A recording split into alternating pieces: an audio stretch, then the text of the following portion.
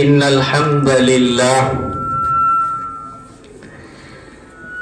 نحمده ونصلي على رسوله الكريم اما بعد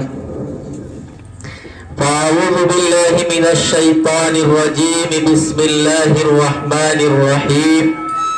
وانتم الاعلون ان كنتم مؤمنين صدق الله العظيم. ملے گی منزل مقصود یہی ایمان رکھتے ہیں، ملے گی منزل مقصود یہی ایمان رکھتے ہیں. ہم اپنی رہنمائی کے لیے قرآن رکھتے ہیں. وفاداری وطن سے ہو یہی اسلام کہتا ہے،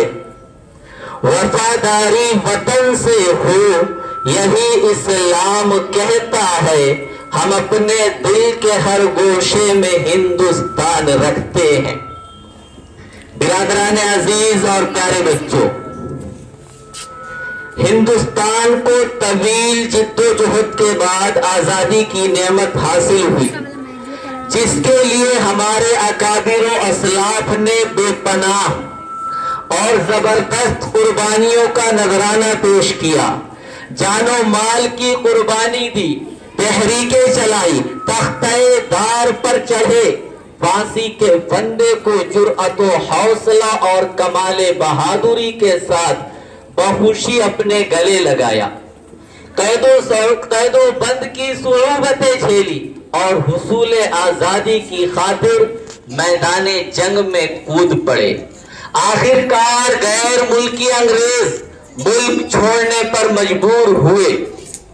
غیر ملکی حکمرانوں نے اقتدار کو قائم رکھنے کے لیے، برقرار رکھنے کے لیے طرح طرح کی کوششیں کی، چالیں چلی، تدبیریں کی، رشوتیں دی، لالچ دیے. پھوٹ ڈالو اور حکومت کرو کا اصول بڑے پیمانے پر اختیار کیا گیا. حقائق کو توڑ مروڑ کر پیش کیا گیا.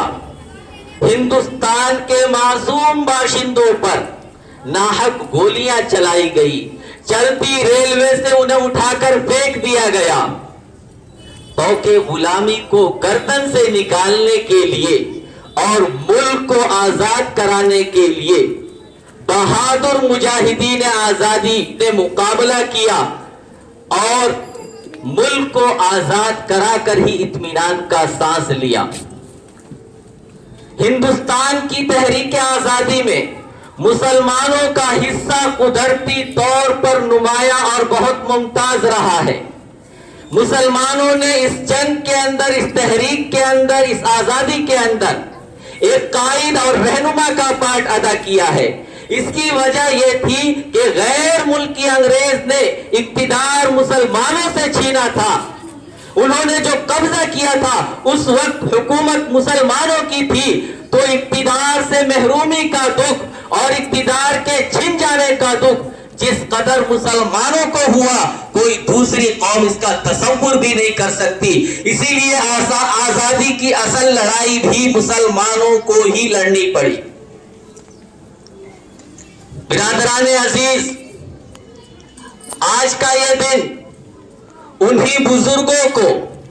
اور انہی اکابرین کو یاد کرنے کا دن ہے،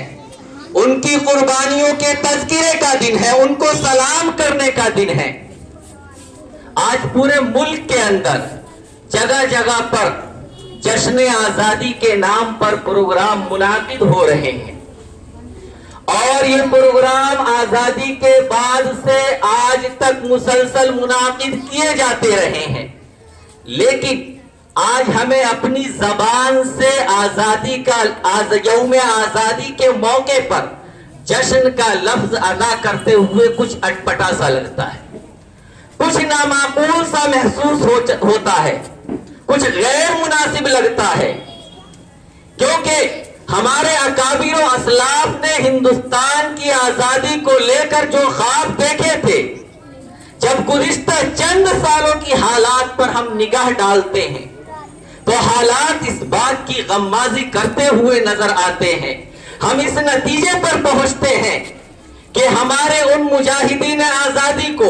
اور ان کی قربانیوں کو بھلانے کی اور فراموش کرنے کی ناپاک کوششیں کی جا رہی ہیں، اور برسر اقتدار طبقے کے ذریعے ہمارے اس ملک کے اندر آزادی اور جمہوریت جیسے لفظ کو کلنک اور دھبے کے طور پر استعمال کیا جا رہا ہے۔ آزادی کا جشن منانا اس وقت اچھا لگتا جب اس ملک کا ہر شہری، چاہے اس کا تعلق اقلیتی طبقے سے ہو یا اس کا تعلق اکثریتی طبقے سے ہو، وہ مکمل آزادی کے ساتھ زندگی جی رہا ہوتا، اس کو فکری آزادی مکمل حاصل ہوتی، اسے مذہبی آزادی مکمل حاصل ہوتی، اور وہ اپنے اس پیارے آزاد وطن میں ایک باعزت شہری ہونے کی حیثیت سے اپنے جان و مال کو محفوظ رکھتے ہوئے زندگی گزار رہا ہوتا۔ لیکن جو صورتحال فرقہ پرست طاقتوں نے بنا دی ہے، خاص طور پر اقلیت کی، قبائلی کی، آدیواسیوں کی اور پچھلے طبقوں کی، جب یہ صورتحال ہمارے سامنے آتی ہے تو آزادی کا جشن منانے کو دل نہیں کرتا۔ بزرگان محترم، ہمیں تو وہ آزادی چاہیے تھی جس کے لیے ہمارے اکابر و اسلاف نے نہ تو جان کی پرواہ کی، نہ مال کی پرواہ کی، نہ عزت و آبرو کی پرواہ کی، نہ اپنی اولاد کی پرواہ کی۔ آج یہ سمجھا جاتا ہے کہ ہم اکثریت میں ہیں، ہماری تعداد زیادہ ہے، تو ہم اقلیت کو پھر سے غلام بنا لیں گے، اور ملک کے اندر ایسا ماحول پیدا کیا گیا کہ برسر اقتدار طبقے کے خلاف اگر کوئی زبان کھولتا ہے یا قلم چلاتا ہے تو اس کو دیش دروہی کہہ دیا جاتا ہے، اسے ملک کا باغی کہہ دیا جاتا ہے، اسے ملک کا دشمن کہہ دیا جاتا ہے۔ لیکن میں آج اس موقع اس پیج سے بڑے اعتماد کے ساتھ یہ بات کہنا چاہتا ہوں کہ ہمارا تعلق اس نسل سے ہے، ہمارا رشتہ اس خاندان سے ہے، ان اکابرین سے ہے جنہوں نے انگریزوں جیسی ظالم و جابر طاقتوں کی غلامی کو برداشت نہیں کیا۔ تم کون ہوتے ہو؟ وہ تو یہ کہہ کر چلے گئے کہ ہم اپنی آزادی کو مٹا سکتے نہیں، سر کٹا سکتے ہیں لیکن سر جھکا سکتے نہیں، ہم وطن کے نوجوان ہیں، ہم سے جو ٹکرائے گا وہ ہماری ٹھوکروں سے خاک میں مل جائے گا، وقت کے طوفان میں بہہ جائیں گے ظلم و ستم، آسماں پر یہ ترنگا عمر بھر لہرائے گا، دشمنوں کے ہم ہیں دشمن، یار کے ہم یار ہیں، امن میں پھول کی ڈالی، جنگ میں ہم تلوار ہیں، جس کسی کو حوصلہ ہو آزما کر دیکھ لو، زندگی کے واسطے لڑنے کو ہم تیار ہیں۔ بزرگان محترم اور برادران عزیز، جہاں تک ہندوستان کی تاریخ آزادی میں مسلمانوں اور علماء کے کردار کا سوال ہے تو یاد رکھیے گا کہ مسلمانوں کے تذکرے کے بغیر آزادی کی کہانی مکمل ہی نہیں ہوتی۔ واسکو ڈی گاما کی قیادت میں پرتگال کے ملاحوں نے سرزمین ہند کو سب سے پہلے اپنے ناپاک قدموں سے آلودہ کیا اور صوبہ بنگال کے شہر کلکتہ کو اور جنوبی ہند کے شہر کالی کٹ کو اپنی تجارتی سرگرمیوں کا مرکز بنایا۔ انگریز یہاں تجارت کے مقصد سے آئے تھے لیکن مذہب کی اشاعت میں بھی سرگرم ہو گئے۔ اس وقت ہندوستان کو سونے کی چڑیا کہا جاتا تھا، اس میں مالی ترقی کے وسیع تر امکانات تھے۔ اسی بات نے انگلستان کو بھی ادھر متوجہ کیا اور انہوں نے 30,000 پاؤنڈ سے ایسٹ انڈیا کمپنی کی بنیاد رکھی، اور سن 1601 میں جہانگیر کے عہد حکومت میں پہلی مرتبہ ہندوستان کی ساحلوں پر اس تجارتی کمپنی کے جہاز لنگر انداز ہوئے، اور 1612 میں شہنشاہ کی اجازت سے گجرات کے شہر سورت کے اندر ان لوگوں نے اپنا ایک اقتصادی مرکز بنایا، اور اس کی شاخیں بہت جلد احمد آباد، اجمیر، برہان پور وغیرہ میں قائم کر دی، یہاں تک کہ عالمگیر اورنگزیب علیہ الرحمہ کا زمانہ آتا ہے۔ اورنگزیب عالمگیر رحمت اللہ علیہ کی زندگی تک انگریزوں کی سرگرمیاں صرف تجارت تک محدود تھی، لیکن اورنگزیب عالمگیر میر رحمت اللہ علیہ کا جب انتقال ہوتا ہے اور مغلیہ حکومت کا شیرازہ منتشر ہونے لگتا ہے، جڑیں کمزور ہونے لگتی ہیں، تو ایسٹ انڈیا کمپنی جو اب تک صرف تجارت تک محدود تھی، وہ ملک گیری کی ہوس میں مبتلا ہو جاتی ہے اور اپنی سیاسی طاقت و قوت کو بڑھانا شروع کر دیتی ہے، یہاں تک کہ کلکتے کے اندر اپنا ایک مضبوط فوجی قلعہ بھی تیار کر لیتی ہے۔ برادران عزیز، عام طور پر یہ کہا جاتا ہے کہ انگریزوں کے خلاف مسلح جد و جہد کا آغاز سن 1857 سے ہوا۔ یاد رکھیے گا، اپنی کان کھول کر دل و دماغ کو کھول کر سنیے گا، یہ ایک جھوٹ ہے جو جان بوجھ کر عام کیا گیا تاکہ 1857 سے 100 برس پہلے جس تحریک کا آغاز کیا گیا، جس کے نتیجے میں بنگال کے نواب سراج الدولہ نے 1757 میں اور مجنو شاہ نے 1776 اور 1780 میں اور فتح علی خان نے 1767 میں اور ٹیپو سلطان نے 1791 میں اور مولوی شریعت اللہ اور ان کے بیٹے نے 1812 میں اور سید اسماعیل شہید علیہ الرحمہ نے 1831 کے اندر جو جنگیں لڑی ہے وہ سب تاریخ کے غبار میں دب جائیں اور برادران وطن یہ نہ جان سکے کہ مسلمانوں کے دلوں میں انگریزوں کے خلاف اسی دن سے آگ لگی ہوئی تھی جس دن انگریز نے اپنے ناپاک قدم رکھے تھے۔ نواب سراج الدولہ وہ پہلا شخص ہے جس نے بنگال کے اندر پلاسی کے میدان میں انگریز سے باقاعدہ جنگ کی، لیکن اپنوں کی غداری کی وجہ سے شکست کا سامنا کرنا پڑا۔ میر جعفر جیسے لوگوں کی غداری کی وجہ سے ناکامی کا سامنا کرنا پڑا اور دکن فرما رواں فتح علی خان ٹیپو سلطان کے تذکرے کے بغیر بھی آزادی کی کہانی مکمل نہیں ہوتی۔ مفکر اسلام حضرت مولانا سید ابو الحسن علی میاں ندوی علیہ الرحمہ لکھتے ہیں کہ بلند پایا اور میسور کا غیور ہمت رواں فتح علی خان وہ پہلا شخص ہے جس نے انگریز کے خطرے کو محسوس کیا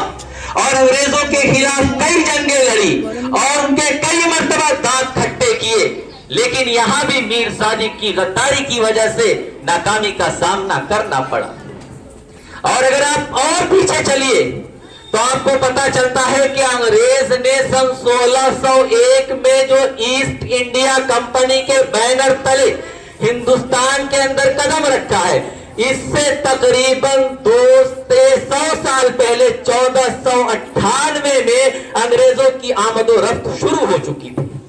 1601 میں تو ایسٹ انڈیا کمپنی کے بینر تلے آئے، لیکن 1498 میں انگریزوں نے اپنے قدم پسارے۔ اس وقت ہندوستان کے اندر جس نے انگریزوں کے ناپاک ارادے کو محسوس کیا وہ کوئی اور نہیں تھا، ہم سب کے سرخیل مجدد الف ثانی شیخ سید احمد سرہندی رحمت اللہ علیہ تھے۔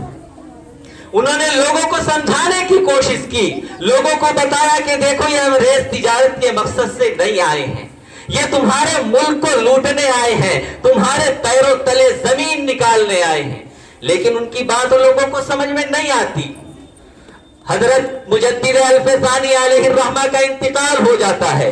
ان کے انتقال کے بعد ان کے شاگرد شاہ ولی اللہ محدث دہلوی علیہ الرحمہ رہتے ہیں۔ استاد کے دل کا درد اور کڑھن شاگرد کے دل میں تھا، انہوں نے بھی اس مشن کو آگے بڑھایا۔ اس کے بعد شاہ عبدالعزیز محدث دہلوی علیہ الرحمہ کا دور آتا ہے، انہوں نے بھی اس مشن کو آگے بڑھایا اور حضرت شاہ عبدالعزیز محدث دہلوی علیہ الرحمہ نے سن 1803 میں انگریزوں کے خلاف باقاعدہ فتویٰ دیا کہ اے لوگوں تم پر جہاد فرض ہو چکا ہے، ہمارا یہ ملک غلام ہو چکا ہے۔ حضرت شاہ صاحب کا یہ فتویٰ محض ایک فتویٰ نہیں تھا بلکہ ایک آگ تھی جو پورے ملک کے اندر لگ گئی۔ اس کے بعد 1831 میں میدان بالا کوٹ کے میدان میں سید اسماعیل شہید رحمت اللہ علیہ اور سید احمد شہید رحمت اللہ علیہ کی شہادت ہوتی ہے۔ اس کے بعد جو انگریزوں کے خلاف نفرت تھی، جو آگ تھی، وہ مدھم تو بڑھ جاتی ہے لیکن وہ چنگاری بجھتی نہیں ہے۔ اس کے بعد 1857 میں باقاعدہ یک بارگی حلہ بولنے کا نظام بتایا جاتا ہے، لیکن اس میں بھی، اس جنگ کے اندر بھی کامیابی نہیں ملتی۔ اگرچہ آپ تاریخ کو پڑھیں گے تو چاہے وہ 1857 کی جنگ ہو یا 1700 کے بعد کی جنگیں ہو، ان سب جنگوں کے اندر قیادت علماء کرام نے ہی کی ہے۔ 1857 کے ٹھیک 10 سال کے بعد دیوبند جیسی گمنام جگہ میں ایک انار کے درخت تلے ایک شاگرد اور ایک استاد بیٹھ جاتے ہیں پڑھنے پڑھانے کے لیے۔ ایک مکتب کی شکل بنتی ہے جو دیکھنے میں تو ایک چھوٹا سا مکتب ہوتا ہے، لیکن کسے پتا تھا کہ آگے چل کر یہ ایک تناور درخت بنے گا اور پورا عالم اس سے فیض اٹھائے گا۔ چنانچہ 1857 کے 10 سال کے بعد سن 1867 میں دارالعلوم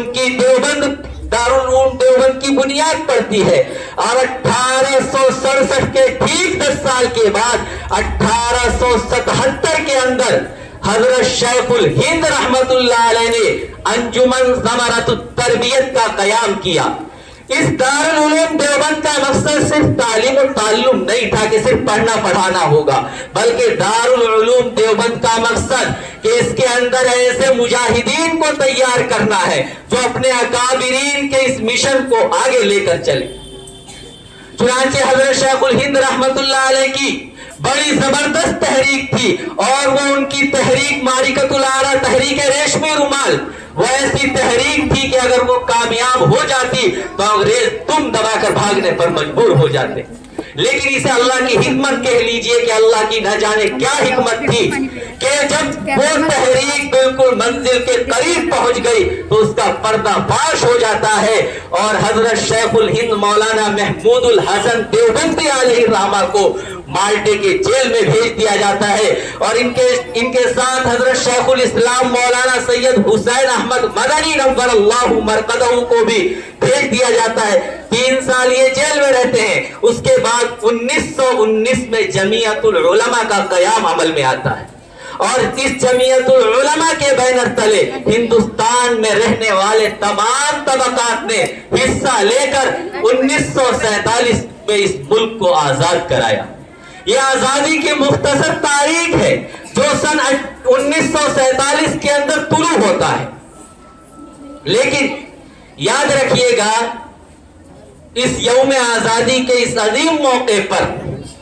جہاں دشمن کی کوششیں مسلمانوں کو مٹانے کی ہے، وہیں ان کی کوششیں مسلمانوں کی تاریخ کو بھی مٹانے کی بڑی تیزی سے رواں دواں ہیں۔ آج اس بات کی ضرورت ہے کہ ہم اپنے بچوں کو، اپنے ماتحتوں کو اور ہم خود تاریخوں کو پڑھیں کہ ہماری تاریخ کیا ہے۔ یاد رکھیے گا، نہ سنبھلو گے تو مٹ جاؤ گے ہے ہندی مسلمانوں، نہ سنبھلو گے تو مٹ جاؤ گے ہندی مسلمانوں، تمہاری داستان تک نہ رہے گی داستانوں میں، وما علینا الا البلاغ۔